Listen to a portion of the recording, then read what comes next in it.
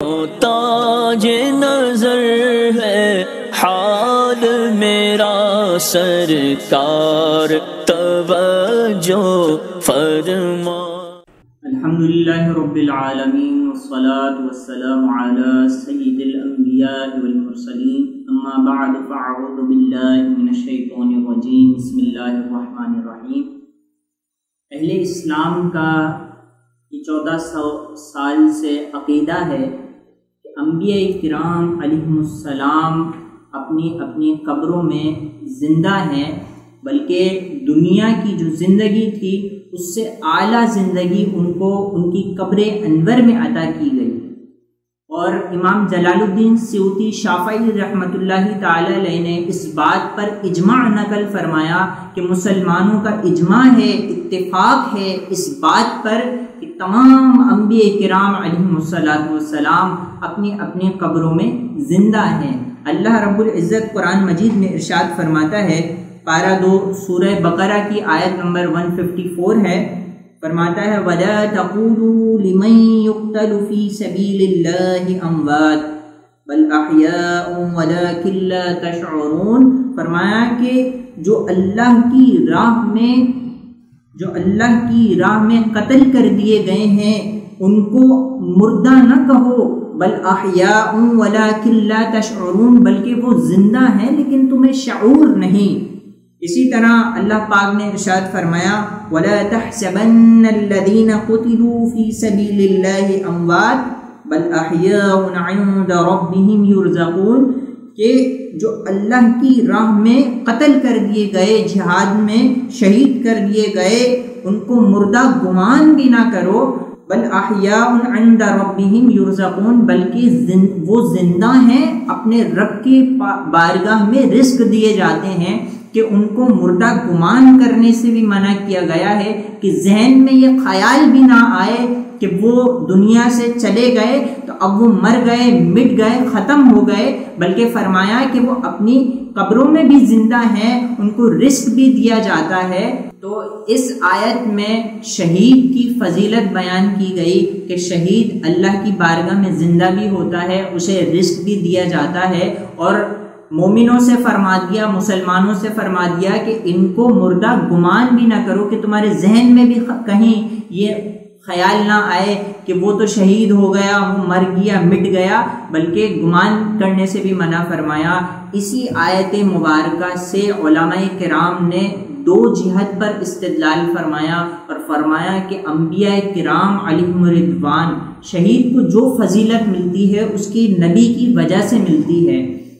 علماء نے فرمایا کہ شہید کا رتبہ تو نبی سے کم ہے، تو لہٰذا جب شہید زندہ ہے تو نبی تو بدرجہ اولا، یعنی یہ تو بات ثابت ہی ہو جائے گی کہ جب ادنا زندہ ہے تو اعلیٰ کی تو حیات کا کیا عالم ہوگا، ان کی زندگی کا کیا عالم ہوگا۔ پھر نبی کریم صلی اللہ تعالی علیہ وآلہ وسلم کی احادیث طیبہ کی طرف جب ہم نظر کرتے ہیں تو کئی احادیث طیبہ انبیاء کرام علیہ السلام کی حیات پر دلالت کرتی ہیں، اور ان احادیث سے بھی پتہ چلتا ہے کہ انبیاء کرام اپنی قبروں میں زندہ بھی ہیں، وہ نماز بھی پڑھتے ہیں، انہیں رزق بھی دیا جاتا ہے، اور وہ جہاں چاہیں اپنے جسم کے ساتھ یا روح کے ساتھ کہیں بھی جا سکتے ہیں۔ تو حضرت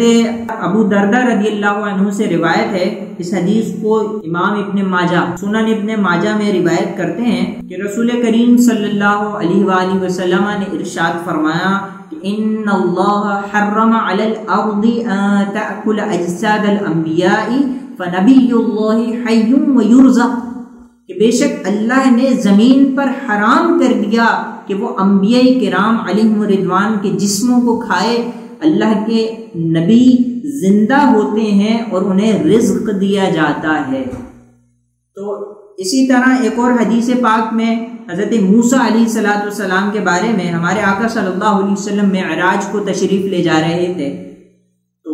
حضرت موسیٰ علیہ السلام کی قبر انور کے پاس سے گزرے، فرمایا مررت علی موسیٰ وہو یصلی فی قبرہ، کہ میں موسیٰ علیہ السلام کی طرف سے گزرا، ان کے پاس سے گزرا تو قبر انور کی طرف دیکھا،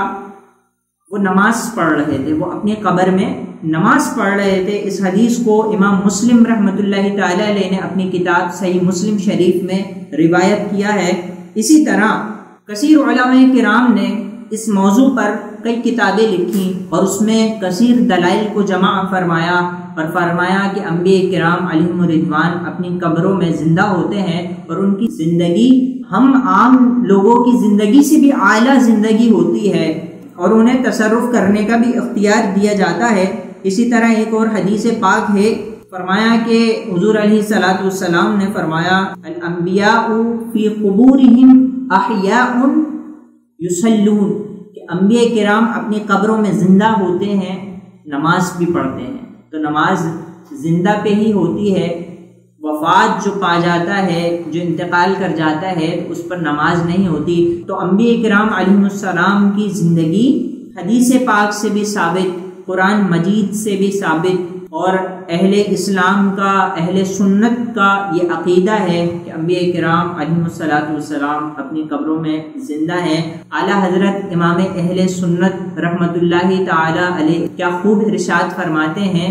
تو زندہ ہے واللہ، تو زندہ ہے واللہ، تو زندہ ہے واللہ، تو زندہ ہے واللہ، میری چشم عالم سے چھپ جانے والے، میری چشم عالم سے چھپ جانے والے۔ اب ایک سوال پیدا ہوتا ہے کہ انبیاء کرام علیہم السلام اگر اپنی قبروں میں زندہ ہیں تو بھائی پھر جب زندہ ہی ہیں تو انہیں دفن کیوں کیا جاتا ہے؟ اس کا جواب یہ ہے کہ اللہ پاک نے ارشاد فرمایا کل نفس ذائقۃ الموت، کہ ہر جان کو موت کا مزہ چکھنا ہے۔ ذائقہ کا لفظ ارشاد فرمایا، کیوں؟ وجہ یہ ہے کہ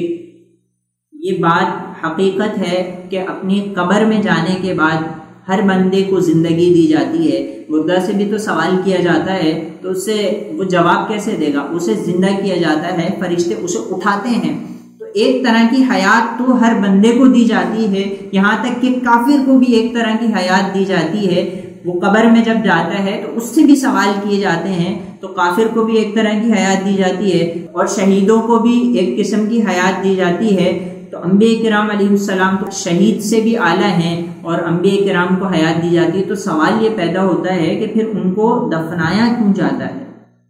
تو اس کا میں ایک التزامی جواب دوں گا۔ وہ جواب یہ ہے کہ بھائی پھر مجھے جواب دیجئے کہ شہید کو کیوں دفنایا جاتا ہے؟ شہید پر تو قرآن کی آیت ہے کہ انہیں مردہ گمان بھی نہ کرو۔ جب گمان کرنے سے منع فرمایا تو پھر ان کو آپ دفنا کیوں رہے ہیں؟ ایسی رکھیں، دفنائیں نا۔ تو اس کا جواب یہی ہے کہ یہ قانون قدرت ہے کہ دنیا کی جو ظاہری زندگی ہے اس کے بعد اگر کسی کو اجل آئے تو رب تعالیٰ کو یہی منظور ہے کہ اسے قبر کے سپرد کر دیا جائے۔ اب اس کا اور رب تعالیٰ کا معاملہ ہے۔ اسی عقیدے کو بیان کرتے ہوئے کہ انبیاء کو صرف ایک آن کے لیے، ایک لمحے کے لیے دنیا سے وہ جاتے ہیں، ایک لمحے کے لیے ان کی روح ان کے جسم انور سے نکالی جاتی ہے اور پھر ان کے جسم میں ہی ان کی روح دوبارہ لوٹا دی جاتی ہے۔ وجہ یہ ہے کہ کائنات میں انبیاء کے جسم سے اعلیٰ جگہ کوئی نہیں کہ جہاں پر انبیاء کی ارواح کو رکھا جائے۔ اور اسی عقیدے کو بیان کرتے ہوئے میرے امام اہل سنت رحمۃ اللہ تعالی علیہ نے ارشاد فرمایا کہ انبیاء کو بھی اجل آنی ہے مگر ایسی کہ فقط آنی ہے، یعنی انبیاء کو اجل کہتے ہیں موت کو، انبیاء کو بھی موت آتی ہے، وفات ہوتی ہے، مگر کیا فرمایا؟ مگر ایسی کہ فقط آنی ہے، مگر ایسی کہ صرف ایک لمحے کے لیے موت آتی ہے، پھر اسی آن کے بعد ان کی حیات، پھر اسی ایک لمحے کے بعد ان کی زندگی مثل سابق وہی جسمانی ہے، پہلے کی طرح وہی جسمانی زندگی ہے۔ تو اللہ تبارک و تعالیٰ کے یہ خاص بندے ہیں، اللہ پاک ان کے صدقے میں شہداء کے صدقے میں، انبیاء کے صدقے میں ہمیں ہماری بے حساب بخشش و مغفرت فرمائے، دنیا و آخرت میں ہماری ان کے صدقے میں خیر ہو، دنیا میں بھی ہمیں نعمتیں ملیں، آخرت میں بھی جو ہے بلا حساب و کتاب جنت میں جانے کی نعمت اللہ پاک ہمیں عطا فرمائے۔ تاج نظر ہے حال میرا سرکار، توجہ